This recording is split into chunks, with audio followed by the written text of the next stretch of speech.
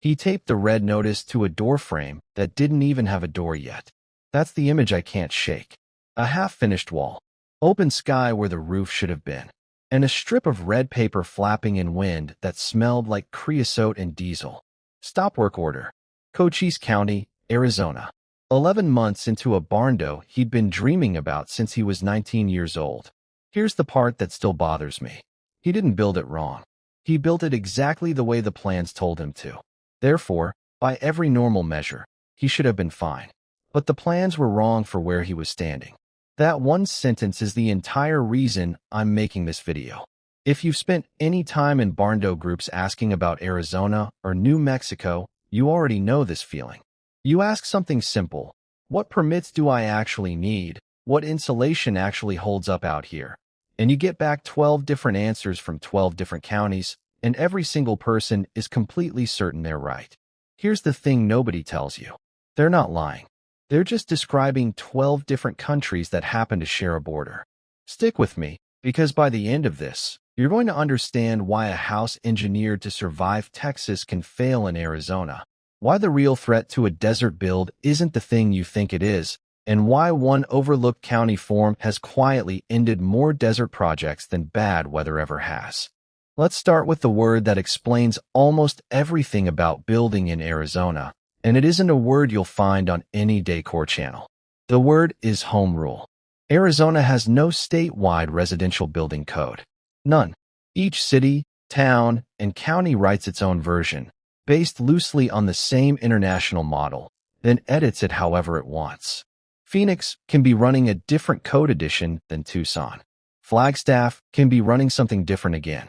So the county line isn't just a property boundary out here. It's a legal boundary between two different sets of rules for the exact same climate. That means the permit stack for a desert barndo isn't one document. It's a pile. A zoning clearance to confirm the land allows residential use. A septic approval if there's no municipal sewer, which, on most of the acreage people are buying for these builds, there isn't. Stamped structural drawings from a licensed engineer, because post-frame construction has to prove, on paper, that it can carry the load specific to that jurisdiction. Statewide electrical rules that sit on top of all of it. And if any part of the structure is factory-built, it needs separate state-level approval before it's even allowed to leave the manufacturing yard. Here's the head fake. You'd assume the hardest part of this process is arguing with a county office. It isn't. The hardest part is that a barndo can be treated as a simple agricultural structure in one county and as a full custom residence in the next, and the paperwork that satisfies one will get you a red notice in the other. And it runs deeper than the county line. Even the addition of the code matters. Some jurisdictions are still reviewing plans against an older residential code cycle, while the county next door has already shifted to a newer one, quietly requiring different insulation values, different structural minimums, different everything. Nobody mails you a memo when that changes. You're expected to already know, as if the desert keeps redrawing its own borders. Which brings us back to that doorframe. His neighbor built the same year, same general design, roughly the same land. But before pouring a single footing, that neighbor sat down with a 3-inch stack of paperwork, stamped engineering, wind and load calculations specific to that county, septic layout matched to soil testing done on-site, not assumed from a template. It looked like overkill. It looked, honestly, kind of paranoid. That stack of paper is the reason his house is standing today, and the other one sat under a red notice for 4 months while a family lived out of a fifth wheel parked in the dirt beside it. For months of kids doing homework by lantern light. For months of a mortgage payment on a house nobody could legally sleep in.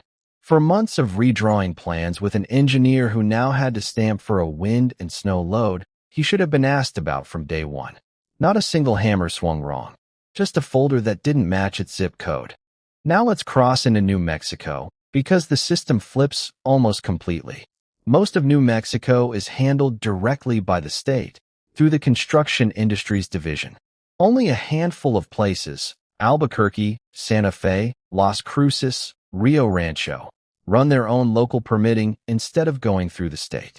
Everywhere else, you're dealing with the state directly, which sounds intimidating, but a lot of rural buyers actually describe it as more consistent than Arizona's patchwork, simply because there's one office instead of 14.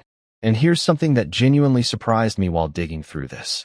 In parts of New Mexico, a homeowner can pull their own building permit for their own residence. Some counties will even let you sit a written electrical exam, and if you pass it, you're legally allowed to wire your own home. That's not a loophole someone found. That's the state explicitly saying competence matters more than a license hanging on a wall. But the detail that actually stopped me while researching this, the one I want you to sit with for a second, is that New Mexico maintains a dedicated earth and building materials code. A full, structural, state-recognized set of standards for adobe, rammed earth, and compressed earth block. Not a workaround. Not a special exception. A real code, refined enough that other states, and even parts of Mexico, use it as a reference. Think about what that means. Long before Barndominium was a word anyone typed into a search bar, families in northern New Mexico were building thermally intelligent, heat-managing homes out of the ground beneath their feet. The desert didn't wait for us to discover it. People who lived here were already solving this problem for centuries. I want to pause on something for a second because it's been sitting on my chest, and this feels like the right place to say it. If you make faceless content, you already know what's coming in a comment section the moment your visuals aren't live-action footage. AI slop. Fake.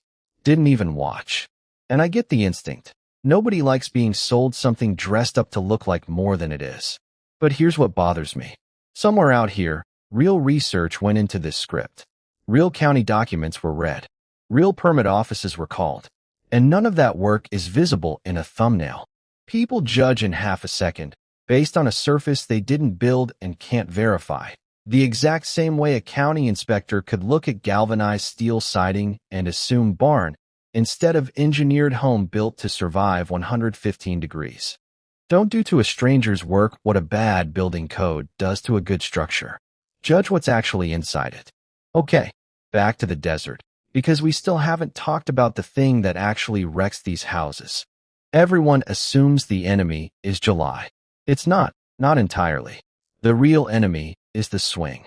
Deserts can drop 40 degrees between 3 in the afternoon and 3 in the morning. Materials expand under that noon sun and contract hard once the sky clears, and all that heat radiates straight back out into space with nothing to hold it in. That swing is what cracks slabs, loosens seals, and slowly tears apart anything that wasn't built to flex. So what actually works out here? Closed-cell spray foam against the underside of the roof deck, because it does two jobs at once. It insulates and it air seals, which matters more in the desert than almost anywhere else, since dry heat finds every gap and pours straight through it. A radiant barrier layered beneath a reflective metal roof, so a huge percentage of solar radiation gets bounced away before it ever becomes heat you have to fight indoors.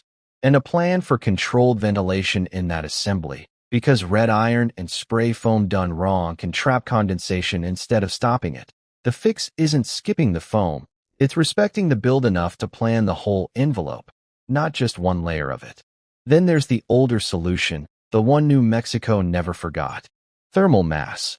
Rammed earth and adobe walls don't block heat so much as delay it, soaking it up slowly through the day and releasing it hours later, long after the sun's gone down and you actually want a little warmth back. Deep porch overhangs that block the brutal low western sun without blocking the view. Window placement that treats every pane of glass like a decision, not an afterthought. None of it needs a mechanical system to work.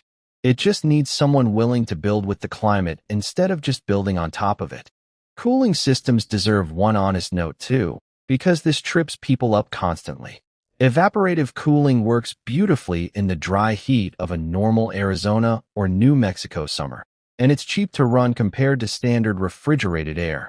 But the second monsoon season rolls in and humidity climbs. That same system stops pulling its weight, because it depends on dry air to work at all.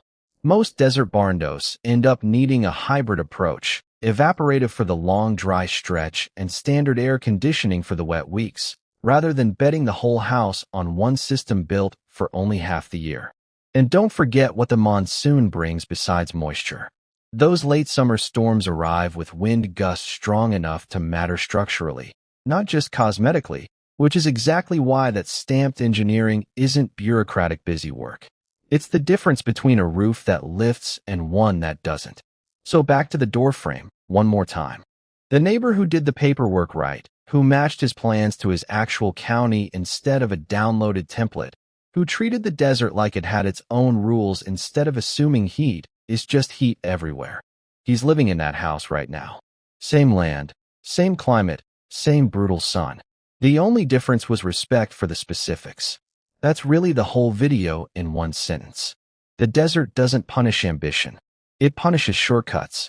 If this helped untangle even one piece of the Arizona or New Mexico process for you, stay close. Because next I'm going deep into the actual cost breakdown nobody publishes, the line items that quietly double a desert build, and the one insurance question almost nobody asks until it's already too late to fix.